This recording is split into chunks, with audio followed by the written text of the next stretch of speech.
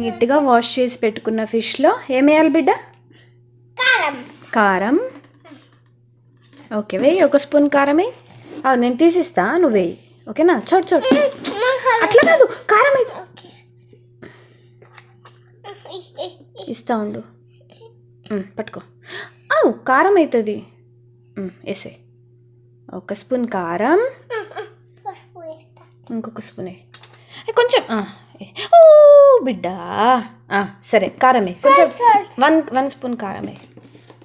ఇంకా కొంచెం నేను చేసిస్తావు.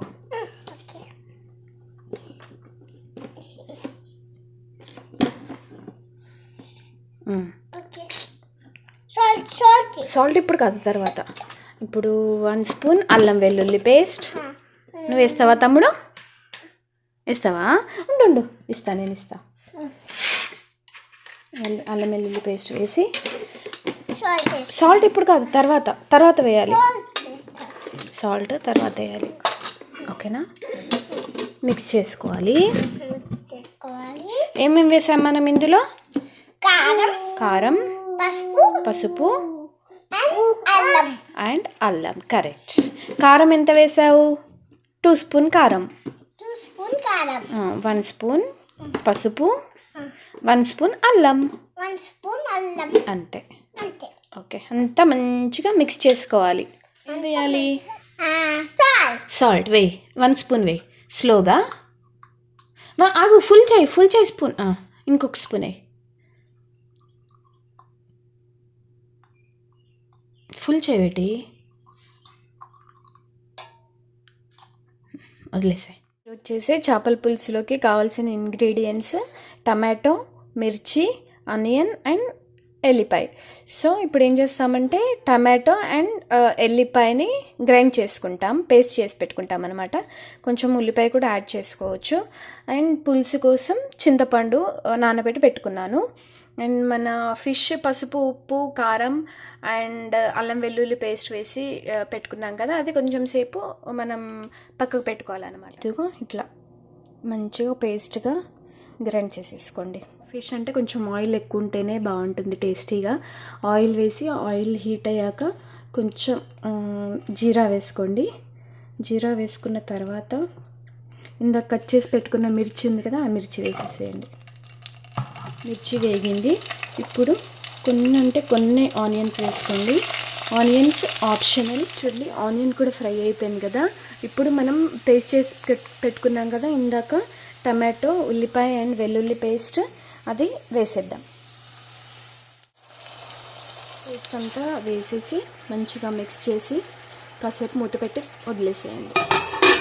చూడండి, మనం వేసుకున్న టమాటో పేస్ట్ బాగా ఉడికిపోయింది. చూసారండి? ఫిష్ ఎప్పుడైనా ఇట్లా ఈవెన్గా స్ప్రెడ్ చేసేసుకోండి. ఫిష్ పీసెస్ అన్నీ వేసేసుకున్నాక కొంచెం మీడియం ఫ్లేమ్లో పెట్టి కాసేపు ఉడకనిద్దాం. చూడండి, ఒక సైడ్ బాగా బాయిల్ అయింది కదా. ఇప్పుడు మెల్లిగా ఒక్కొక్క పీస్ని టర్న్ చేసేసుకోండి. సైడ్స్ కుక్ అయిపోయింది. ఇప్పుడు మనం ఇందాక చింతపండు నానబెట్టుకున్నాం కదా, ఆ జ్యూస్ వేసేద్దాం.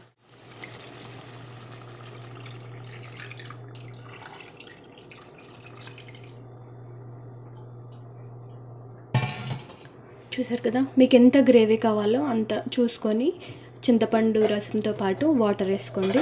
దీన్ని కాసేపు బాయిల్ అవ్వనిద్దాం. సో మూత పెట్టేసి కొద్దిసేపు బాయిల్ అనివ్వండి.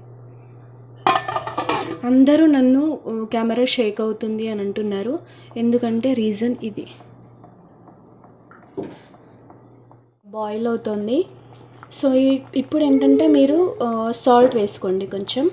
అండ్ సాల్ట్ వేసి కాసేపు ఇంకా కొంచెం సేపు ఒక 5 minutes అట్లా ఉడకనివ్వండి. ఇక్కడంతా ఆయిల్ వచ్చేసింది కదా, అంటే ఉడికిపోయినట్టే. సో ఫిష్ కర్రీ ఏంటంటే ఊరికి గరిటె పెట్టి కలపకూడదండి, జస్ట్ ఇలా తిప్పుకుంటూ ఉండాలి పీసెస్ని. సో ఇప్పుడు ఏం చేద్దామంటే ఒక 2 స్పూన్స్ ధనియా పౌడర్ వేద్దాం.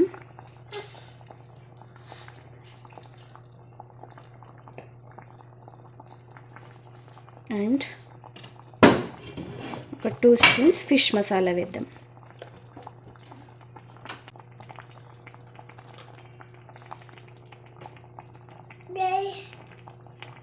వేసి ఇట్లా ఇట్లా నార్మల్గా ఇట్లా అనండి, అంటే పీసెస్ని డిస్టర్బ్ చేయకుండా, ఎందుకంటే ఫిష్ చాలా స్మూత్గా ఉంటుంది కాబట్టి బ్రేక్ అయిపోతుంది.